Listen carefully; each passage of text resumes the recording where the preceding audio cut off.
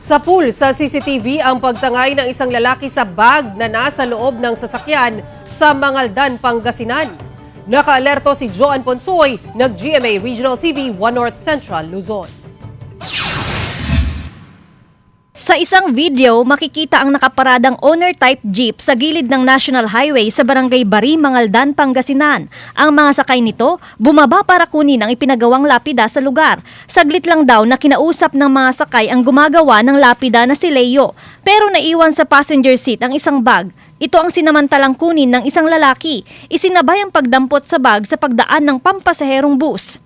Nandun yung bag na naglalaman na ata ng 14,000.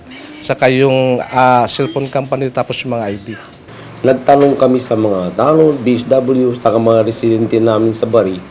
Pinakita yung video.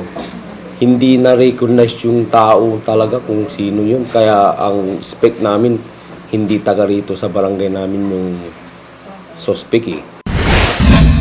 Nanlulumo ang 21 anyos na estudyanteng si Cedric Bautista matapos nakawin ang kanyang motorsiklong ipinarada lang sa gilid ng kalsada sa Barangay Tuliao, Santa Barbara, Pangasinan. Sa kuha ng CCTV camera, nakita ang dalawang hindi pa nakikilalang lalaking sakay ng motorsiklo at paalis na ng barangay.